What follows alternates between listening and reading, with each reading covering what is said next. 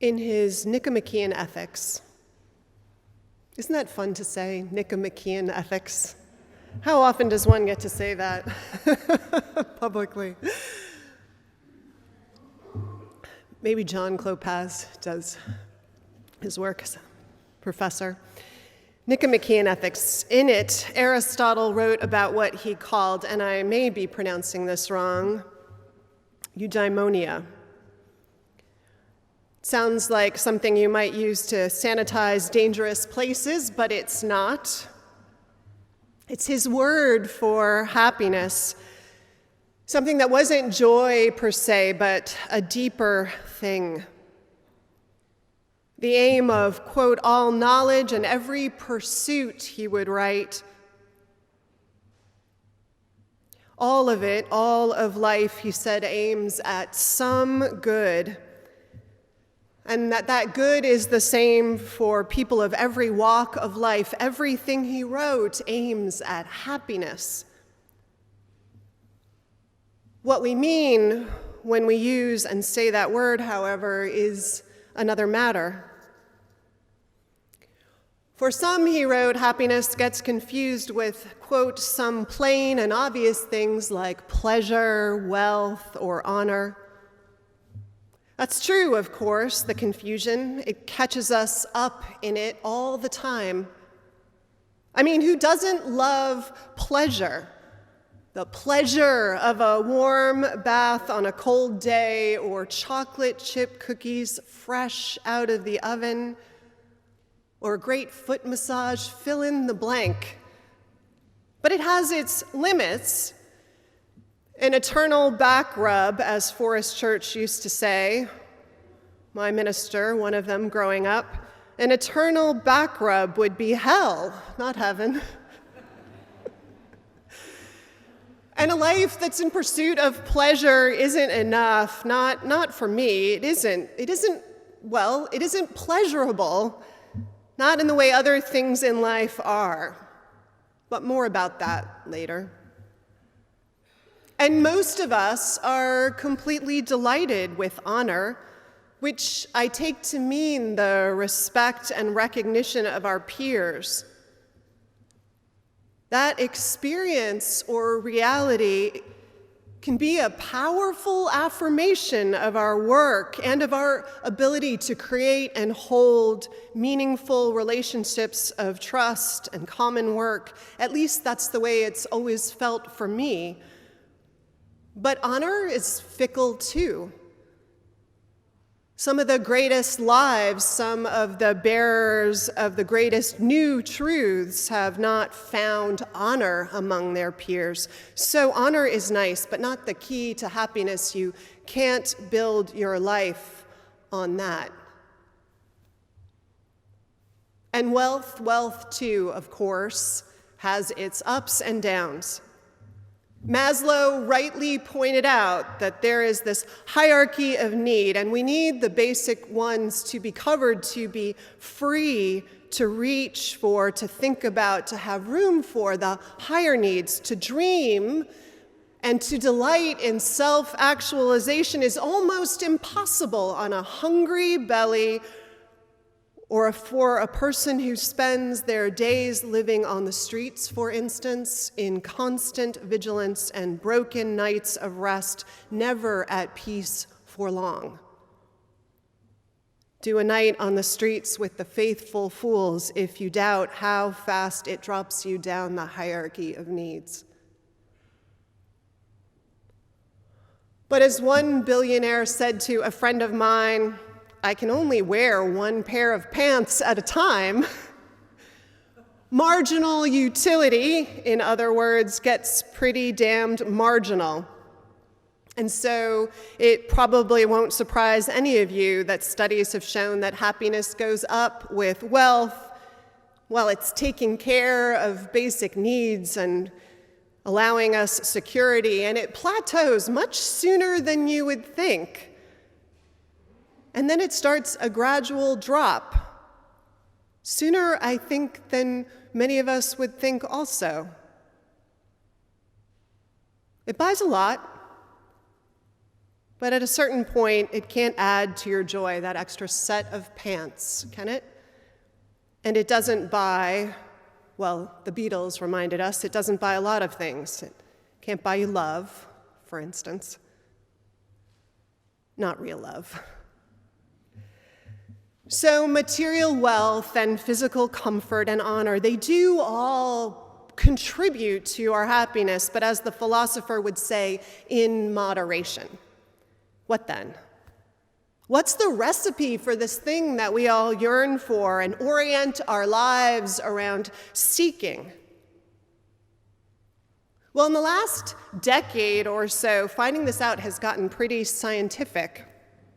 What Aristotle guessed at and observed in the world has, with the whole field of positive psychology, which has developed not to look at our dysfunctions and our psychological illnesses, but what makes us healthy and resilient and thrive. Well, it's been looking at what makes us happy. Of course, Bhutan has been measuring such things since the 1970s with their gross national happiness index. And the Netherlands has started doing that too. And we're finding some clues based on facts. First, studies have confirmed that you and I are pretty bad predictors of what makes us happy. Aristotle knew that. He notes in the Nicomachean Ethics that we see happiness as health when we are ill and as wealth when we are poor. He's right. What we think makes us happy often changes with our circumstances.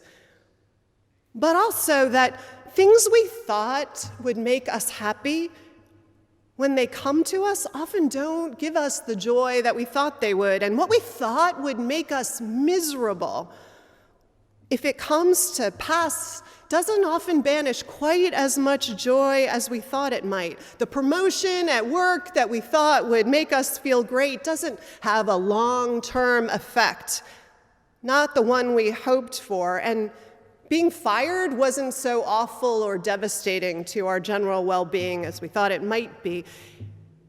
It may well actually be that human beings, you and I, that we have a kind of natural set point for happiness, that we can be thrown off it for a while in one direction or the other, but often we kind of swing back to normal, a new normal, as my friend with MS has talked about it. Given how much loss and hurt and illness and heartbreak there is in any good life, I think that's actually comforting to know.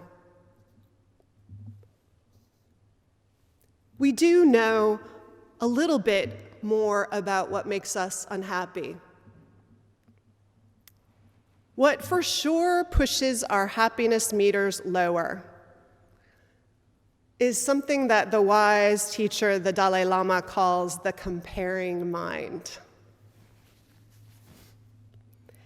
He means that bad habit that human beings have of comparing ourselves to others. But not just comparing ourselves to any human beings. He means our proclivity to compare ourselves, as one friend put it, up the ladder. And then convincing ourselves that we can't be truly happy unless we get what they have. So here's a stark example. In one survey, when asked whether people would rather, now stay with me to follow the details, would rather earn $50,000 in a company where most everyone else earned $25,000, or earn twice that amount, $100,000, in a company where everybody else earned $200,000. Half the people chose the former. Meaning, sometimes it may not be so much that we think having more in absolute terms will make us happy, but that really we just want to have more than our neighbors. And because there will always be neighbors who have more of something, right?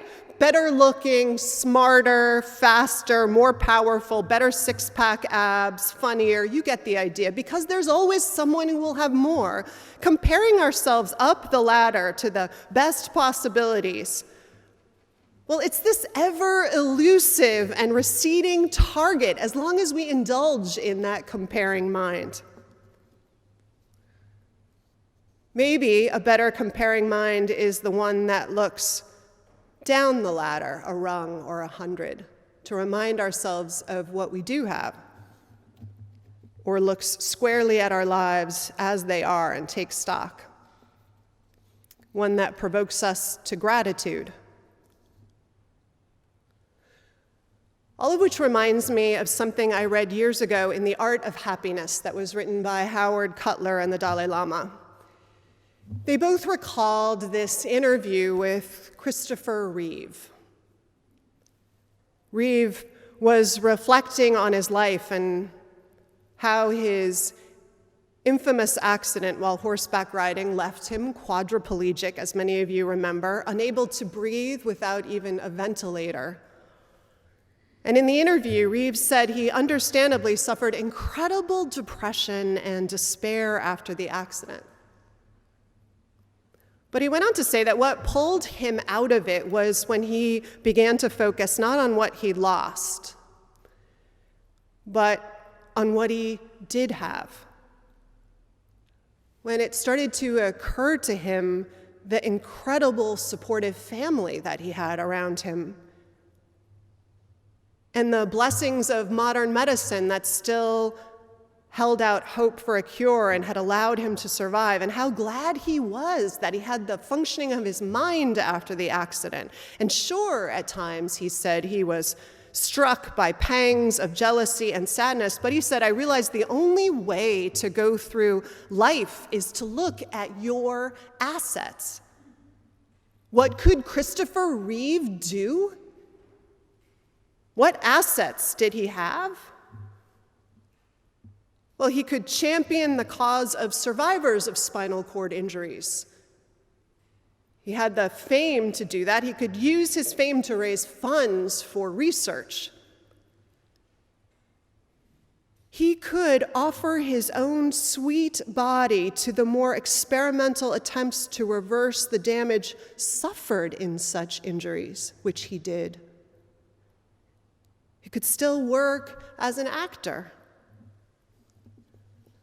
He did also join the Westport Unitarian Universalist Church in Connecticut, which I have to say could be embedded in that just do world that Hochschild talks about.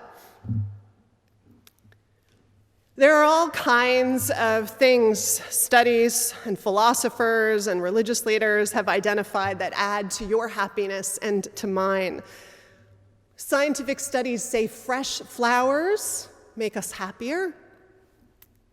Being treated to a meal makes us happier than the slight more unhappiness we have when we pay for two people.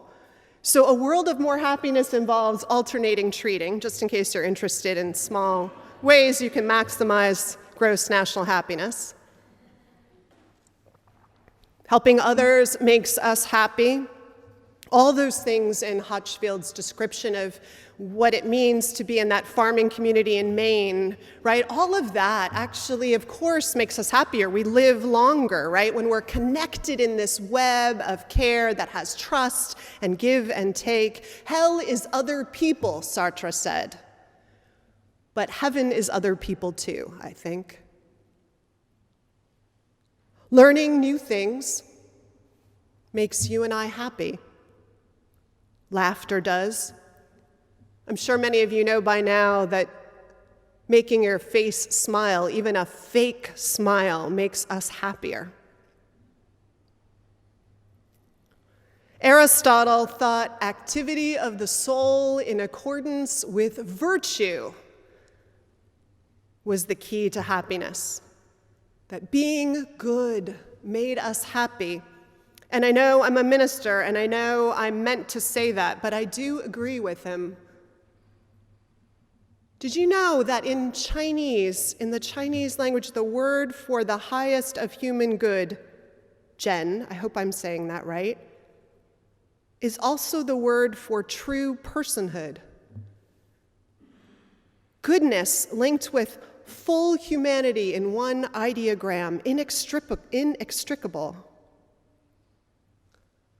I think Aristotle and the Chinese language are right on this one. I think there is joy and deep, unshakable peace when we live in accordance with our values in virtuous relationships with each other.